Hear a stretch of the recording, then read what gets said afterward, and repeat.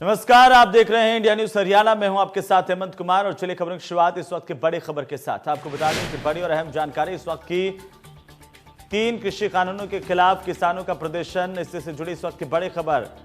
पंजाब और हरियाणा के किसान आज दिल्ली कूच कर रहे हैं। अलग अलग जगहों से किसानों के जत्थे दिल्ली पहुंचेंगे। किसान दिल्ली पहुंचकर जंतर मंतर पर धरना प्रदर्शन करेंगे। किसान आंदोलन के चलते पुलिस पूरी तरह से अलर्ट पर रखी गई है। 26 और 27 नवंबर को सभी बॉर्डर सील किए गए हैं और दिल्ली के सभी बॉर्डर पर चौकसी बढ़ा दी गई है। पुलिस के जवानों के साथ साथ आरएएफ की भी तैनाती की गई है। फरीदाबाद, हिसार, कैथल, करनाल में धारा 144 लागू की गई है। किसान आंदोलन और कर्मचारी यूनियन का समर्थन इसे है। फरीदाबाद में 27 नवंबर तक धारा 144 लागू रहेगी। 5 या उससे ज्यादा लोगों के इकट्ठा होने पर पूरी तरह से पाबंदी है। आपात स्थिति से निपटने के लिए ड्यूटी मजिस्ट्रेट की तैनाती भी की गई है। 2 बजे तक नोएडा, गुरुग्राम और फरीदाबाद में मेट्रो नहीं जाएगी। आज और कल पंजाब नहीं जाएगी हरियाणा रोडवेज की बसें। तो ये एहतियात बढ़ाए गए। राजधानी दिल्ली में आज और कल पंजाब और हरियाणा के किसानों का विशाल प्रदर्शन होना है। किसान केंद्र सरकार की ओर से हाल ही में पास किए गए 3 कृषि कानूनों के खिलाफ व्यापक तौर पर प्रदर्शन कर रहे हैं। दावा यह किया जा रहा है कि भारतीय किसान यूनियन के बैनर तले हजारों किसान आज जंतर मंतर पर प्रदर्शन करने के लिए पहुंचेंगे। दिल्ली में किसानों के प्रदर्शन को देखते हुए दिल्ली हरियाणा सीमा पर सुरक्षा बढ़ा दी गई है। इधर हरियाणा ने भी पंजाब से लगती सीमा को सील किया है। अंबाला में किसानों पर पानी की बौछार की गई, फिर भी किसानों का काफिला आगे बढ़ गया। हालांकि बड़ी संख्या में और भी किसान दिल्ली कूच करने के लिए तैयार हैं। हरियाणा सरकार ने कहा कि पंजाब से लगने वाली सीमा 2 दिन तक सील रहेगी। किसानों का दिल्ली में प्रवेश रोकने के लिए पुलिस तैयार है। पुलिस ने राजधानी में प्रदर्शन करने के किसान संगठनों की सभी मांगों को ठुकरा दिया है। दिल्ली पुलिस ने कहा कि कोरोना संक्रमण के दौर में अगर किसान दिल्ली में जमा होते हो तो उनके खिलाफ कानूनी कार्रवाई की जाएगी। किसानों के प्रदर्शन को देखते हुए दिल्ली मेट्रो ने अपनी टाइमिंग में कुछ तब्दीली की है। इसकी वजह से दोपहर 2 बजे तक दिल्ली से नोएडा, फरीदाबाद, गाजियाबाद और गुरुग्राम तक मेट्रो सेवाओं पर रोक रहेगी। तो ये बड़ी और अहम जानकारी। उधर दूसरी तरफ किसानों का कहना है कि किसान विरोधी कानूनों को जब तक सरकार वापस नहीं लेगी तब तक उनका आंदोलन जारी रहेगा। वे 1 महीने का राशन लेकर के चल रहे हैं, दिल्ली जाकर के ही रहेंगे। तो दिल्ली आने वाले सभी रास्तों को रोक दिया गया है। भारी पुलिस बल की तैनाती की गई है। रिजर्व पुलिस फोर्स लगाई गई है और साथ ही साथ जगह जगह पर बैरिकेडिंग है। नोएडा से दिल्ली आने वाले नोएडा दिल्ली फ्लाईओवर पर भी काफी एहतियात बरते जा रहे हैं, वहां पर भी बैरिकेडिंग की गई है। हरियाणा से दिल्ली का जो रास्ता पड़ता है उस पर भी बैरिकेडिंग की गई है। दिल्ली हरियाणा बॉर्डर पर सुरक्षा व्यवस्था कड़ी की गई है। साथ ही साथ धारा 144 लागू की गई है उन तमाम इलाकों में जो रास्ते दिल्ली की ओर तक जाते हैं। साथ ही साथ किसानों से कहा गया है कि कोरोना काल में वे किसी भी प्रदर्शन में शामिल नहीं हो।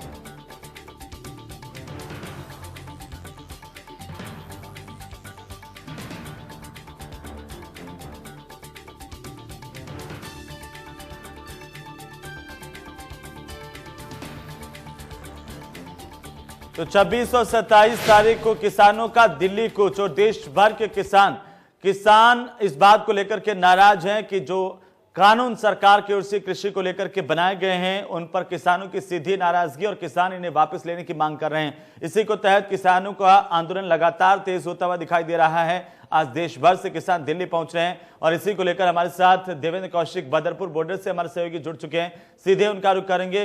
देवेंद्र, क्या कुछ जानकारी है इस वक्त आज किसानों का दिल्ली कूच है, किस तरह की व्यवस्थाएं देखने को मिल रही है?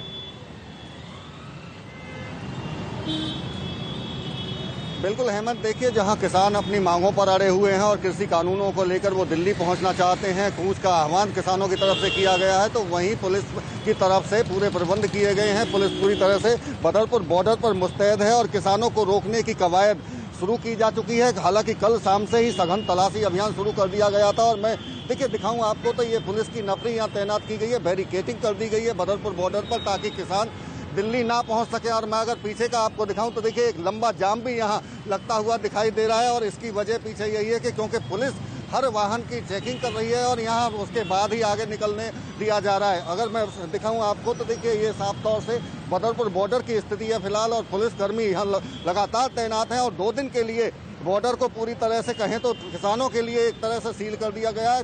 साफ तौर से पुलिस का कहना है कि किसानों को आगे नहीं बढ़ने दिया जाएगा। हमारे साथ एसएचओ भी हैं, उनसे बात कर लेते हैं। दयानंद जी, किस तरह की सुरक्षा व्यवस्था की गई है यहाँ?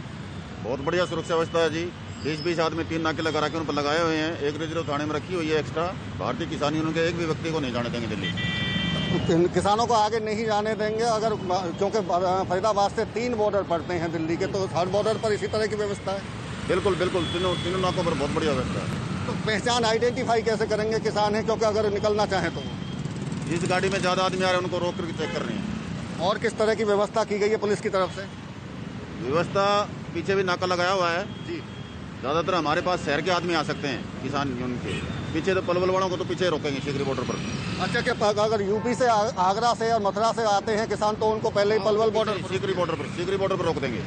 जी बिल्कुल। तो साफ तौर से हेमंत, आप सुन सकते हैं कि पहले ही उनको डिवाइड करने की कोशिश किसानों को की जा रही है, और इसके पीछे वजह यही है कि अगर ये जो हाईवे है आगरा मथुरा तक जाता है और राजस्थान और अगर यूपी से भी अगर किसान आते हैं तो उन्हें पहले पलवल पर रोक दिया जाएगा, और उसके बावजूद भी अगर जिले से, फरीदाबाद से अगर किसान दिल्ली की तरफ कूच करते हैं तो उनको यहाँ बॉर्डर पर 3 नाके अलग अलग जगह पर लगाए गए हैं, और उसके पीछे कोशिश यही है कि किसानों को किसी भी तरह से दिल्ली में प्रवेश नहीं करने दिया जाएगा। इसके साथ साथ हेमंत, अगर मैं बताऊं तो फरीदाबाद जिले में पूरे में धारा 144 कल्ली लगा दी गई थी, और उसके पीछे मकसद भी यही था कि पूरी तरह से किसानों को रोका जाए। इसके साथ साथ में हेमंत देखिए, जो कर्मचारी संघ हैं उनकी तरफ से भी आज बंद का आह्वान किया गया, देशव्यापी हड़ताल का आह्वान किया गया। तो इसको देखते हुए भी कहीं ना कहीं जो धारा 144 लगाई गई, और साफ धारा जो 144 लगाई हुई उसमें कहा गया है कि 5 या 5 से अधिक लोग एक साथ इकट्ठा नहीं हो सकते। इसके साथ साथ में नुकीली चीज या कोई हथियार लेकर कोई भी व्यक्ति बाहर नहीं निकल सकता। ये देवेंद्र, मैं आपके पास वापस लौटता हूं। देवेंद्र,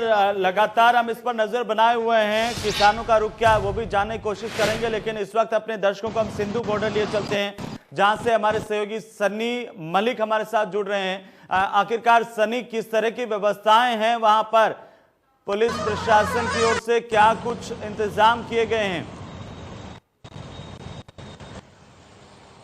सनी मलिक जी देखिए हेमंत, अगर हम सोनीपत के सिंघू बॉर्डर की बात करें तो जी हेमंत, अगर हम सोनीपत के सिंघू बॉर्डर की बात करें तो 5 जो आरएएफ और सीआरपीएफ की जो टुकड़ियां हैं वो यहाँ पर तैनात कर दी गई हैं। उसके अलावा जो हम पूरे कार्यक्रम की बात करें, किसानों के कार्यक्रम की बात करें तो पंजाब से होकर सबसे पहला जो पड़ाव है वो राजीव गांधी एजुकेशन सिटी में वो रुकेंगे, और उसी के बाद दिल्ली कूच करेंगे। जो राजीव गांधी एजुकेशन सिटी है उसके बाहर की जो तस्वीरें मैं आपको दिखाना चाहूंगा एक बार, जो लंबा जाम है वो यहाँ पर लग चुका है। देखिए ये नेशनल हाईवे 1 है, उसके अलावा लगातार इसको नेशनल हाईवे 44 का दर्जा दिया गया है। ये लाइफलाइन कहा जाता है देश की, लेकिन यहाँ पर जो किसान हैं करनाल तक पहुंचे हैं, जो हमारे पास सूचना आ रही है हेमंत। लेकिन जैसे जैसे दिन बीतेगा, सूर्य अपनी ढलान पर होगा तो यहाँ पर जो किसानों का जो जमावड़ा है वो होना शुरू हो जाएगा, और लगभग ये बताया जा रहा है कि 3 बजे के आसपास है जो किसान है वो यहाँ पर पहुंचने की संभावना है। लेकिन उससे पहले सोनीपत पुलिस के जितने भी आला अधिकारी हैं, पुलिस प्रशासन के, सिविल प्रशासन के, वो राजीव गांधी एजुकेशन सिटी में अपना डेरा है वो जमाए हुए हैं, ताकि किसानों को आगे बढ़ने से रोका जा सके, क्योंकि किसान लगातार दिल्ली कूच का प्रयास है वो कर रहे हैं। उसके अलावा सोनीपत जितने भी इंटर स्टेट बॉर्डर्स हैं, उत्तर प्रदेश बॉर्डर है, दिल्ली बॉर्डर है, उसके अलावा जो सिंघू बॉर्डर है वहां पर भारी पुलिस बल की तैनाती है वो अर्धसैनिक बलों के साथ कर दी गई है, ताकि किसानों को दिल्ली में प्रवेश होने से रोक दिया जाए। जी हेमंत। बिल्कुल सनी, एक तरफ सरकार लगातार कर रही है कि ये जो कानून बनाए गए हैं वो किसानों के हित के हैं। आखिरकार किसानों को क्या ऐतराज है इन कानूनों से, और क्यों इतना गुस्सा है किसानों में? देखिए हेमंत, सबसे बड़ी बात जो किसान नेता है, लगातार हमारी बातचीत हो रही थी कल से पहले, जब इनकी हिरासत में वो लिए गए थे उससे पहले हमारी बातचीत हो रही थी। उनका साफ तौर पर कहना है कि जो एमएसपी है उसकी कोई गारंटी इन तीनों बिलों में नहीं है। हालांकि वो एक बात पर सहमत बिल्कुल नहीं हो रहे कि वन नेशन वन मार्केट के आधार पर जो सरकार ये बिल लेकर आई है, उसके अलावा जो आढ़त सिस्टम है वो खत्म किया जा रहा है सरकार द्वारा। जो टैक्सेशन, जो टैक्स है वो वसूले जाएंगे मंडी में, लेकिन जो टैक्स है वो नहीं वसूले जाएंगे मंडी के बाहर। उन बिलों को लेकर, उन बातों को लेकर लगातार किसान इन बिलों का विरोध कर रहे हैं। लेकिन जिस तरह से बीजेपी सरकार के आला नेता है, मंत्री से लेकर जिला अध्यक्ष से लेकर प्रदेश अध्यक्ष तक, वो सब ये कहते आए हैं कि ये बिल किसान के हित में है, लेकिन किसान है कि मानने को तैयार नहीं है। सबसे ज्यादा विरोध है वो पंजाब में हो रहा है, पंजाब के बाद हरियाणा में, और जितना भी विरोध है वो पश्चिमी उत्तर प्रदेश के कुछ किसान कर रहे हैं, लेकिन सरकार अभी तक किसानों को ये समझा नहीं पाई है हेमंत कि ये बिल उनके हित में है, और किसान लगातार इस बात पर अड़े हैं कि इन बिलों को वापस लिया जाए। हालांकि राजनीति भी इन तीनों बिलों पर जमकर हो रही है, विपक्ष भी लगातार सरकार को इन बिलों को लेकर घेर रहा है। हालांकि कल अभय सिंह चौटाला का एक प्रेस नोट है वो चंडीगढ़ से जारी हुआ था हेमंत, जिसमें उन्होंने किसानों का समर्थन किया था, और भूपेंद्र सिंह हुड्डा और दीपेंद्र हुड्डा भी पहले इन तीनों बिलों का विरोध कर चुके हैं। तो अब हम ये कह सकते हैं हेमंत कि इन बिलों पर बिल्कुल सनी, आप हमारे साथ बने रहिए। मैं फिर से आपके पास लौटता हूं, लेकिन पहले बदरपुर बॉर्डर से देवेंद्र हमारे साथ लगातार बने हुए हैं। देवेंद्र, आखिरकार सरकार की ओर से रणनीति भी बनाई गई थी, सांसदों को जिम्मेदारी दी गई थी कि किसानों को समझाएं, किसान अभी नहीं माने, आक्रोश है। अब आगे की रणनीति क्या होगी, क्योंकि सरकार ने साफ कर दिया कि किसी भी हालत में देश के किसानों को दिल्ली नहीं पहुंचने देंगे।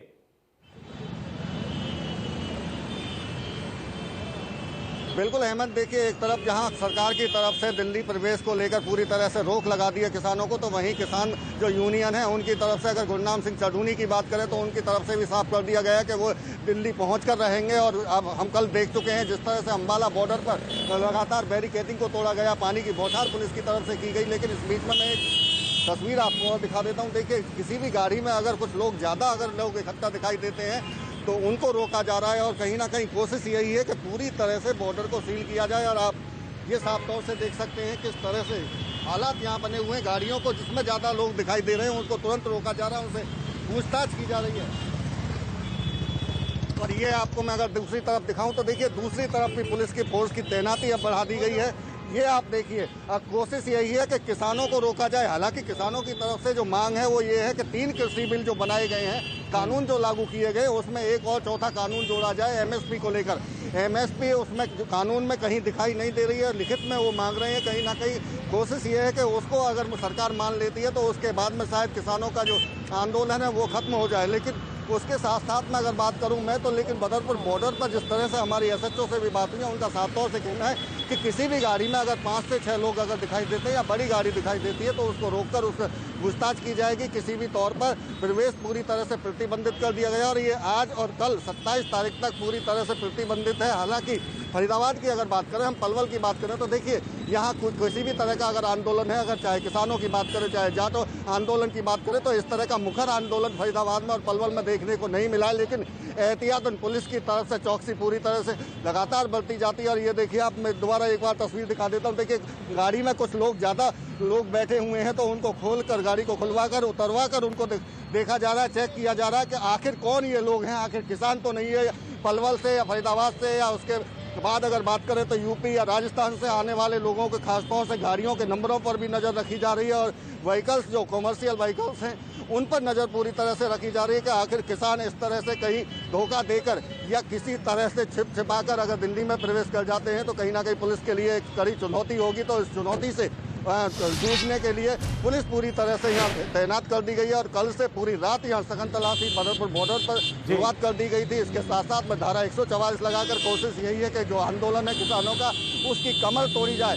इसी की एक ये वजह है। और पुलिस की नफरी के साथ साथ में मैं दिखाऊं, देखिए तो अगर दूर तक अगर आप देख पाएँ तो वज्र वाहन यहाँ खड़े कर दिए गए हैं कि किसी भी सूरत में अगर किसान आंदोलन करते हैं और यहाँ इकट्ठा होते हैं, इसके लिए पूरी तरह से पुलिस ने तैयारी की है। और इसी तैयारी को देखते हुए ये एक लंबा जाम, इस जो तलाशी ली जा रही है गाड़ियों का जो रफ्तार है वो यहाँ बदरपुर बॉर्डर पर थमती हुई दिखाई दे रही है। और यही वजह है कि एक लंबा जाम यहाँ लगता हुआ दिखाई दे रहा है। कुछ लोग जो फरीदाबाद से काफ़ी संख्या में दिल्ली में जॉब करने के लिए निकलते हैं और ये जो 9 बजे का वक्त है, कहीं ना कहीं अपने ड्यूटी पर लोग पहुंचना चाहते हैं, तो उनको भी कहीं ना कहीं परेशानी बदरपुर बॉर्डर पर होती हुई दिखाई दे रही है। और इसके पीछे वजह यही है कि किसानों को आखिर पुलिस को रोकना है, और किसानों की एवज में जो बाकी के लोग परेशान हो रहे हैं उनके लिए अभी कोई इस तरह की व्यवस्था नहीं बन पा रही है। क्योंकि एक ऐसा वक्त है कि किसान दिल्ली पहुँच सकते हैं, उससे पहले उनको रोका जाना है। इस बीच में बाकी लोग अगर परेशान हो रहे हैं तो उनकी अभी ऐसी कोई पुलिस की तरफ से ना तो कोई व्यवस्था की गई है। पहली सबसे बड़ी प्राथमिकता पुलिस की यही है कि किसानों को किसी भी तरह से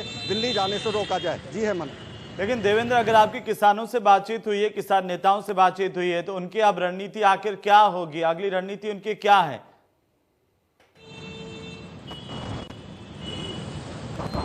देखिए, अगर रणनीति की अहमद बात करें तो किसानों की मांग केवल और केवल यही है कि एमएसपी कानून में जोड़ा जाए। और एमएसपी को लेकर कहीं ना कहीं जिस तरह से सरकार, केंद्र की सरकार हो चाहे राज्य की सरकार हो, जिस तरह से आप भी जिक्र कर रहे थे कि सांसदों को लगातार किसानों के बीच में भेजे जाने की बात की गई थी कि उनको समझाया जाए, और अलग अलग राज्यों में अलग अलग जिलों में सांसदों और मंत्रियों की तरफ से प्रेस कॉन्फ्रेंस कर इस बात को लेकर कहा भी गया था कि एमएसपी कहीं खत्म होने वाली नहीं है, मंडियां कहीं खत्म होने वाली नहीं है। दो मांगे किसानों की थी कि मंडियों को पूरी तरह से लगातार, लेकिन हालांकि देवेंद्र इसका संक्षेप बना हुआ है कि आखिरकार कौन सही कह रहा है, किसान क्यों नहीं मान रहे हैं, उनकी परेशानी कौन सुन रहा है, तमाम सारे सवाल हैं। लेकिन सनी, इस वक्त तस्वीरें भी दिखाते जाइए और ये बताइए कि क्या इस वक्त बॉर्डर पर देखने को मिल रहा है, सिंधु बॉर्डर पर क्या कुछ किसान यहां तक आ भी पाए हैं, या यहां से कितनी दूरी पर किसान अभी रुके हुए हैं। और ये आशंकाएं व्यक्त की जा रही हैं कि किसान इसी रास्ते से जब दिल्ली के लिए कूच करेंगे तो यहां से गुजरेंगे। और इसी बीच एहतियात हम देख पा रहे हैं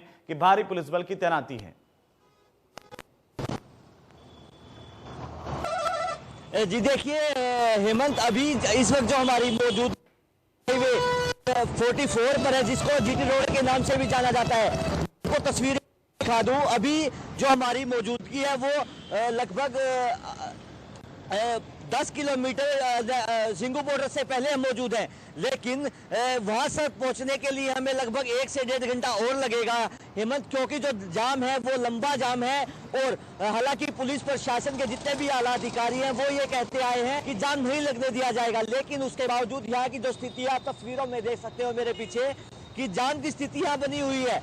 लेकिन जब सुरक्षा व्यवस्था की बात करें तो राजीव गांधी एजुकेशन सिटी महज मेरे से बस लगभग 2 किलोमीटर आगे ही है, वहां पर सुरक्षा के पुख्ता इंतजाम है। और वहीं पर किसानों को रोकने का पूरा इंतजाम है वो सोनीपत पुलिस ने कर लिया है, क्योंकि जब वो सिंघू बॉर्डर पर जाएंगे तो वहां पर स्थिति तनावपूर्ण हो सकती है, क्योंकि दिल्ली बॉर्डर है।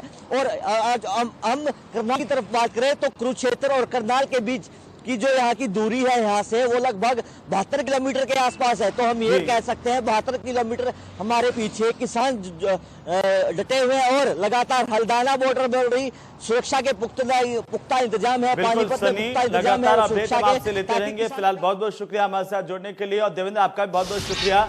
लगातार इस पर हम नजर बनाए हुए हैं। फिलहाल वक्त तो चला है एक छोटे से ब्रेक का, जल्द लौटेंगे।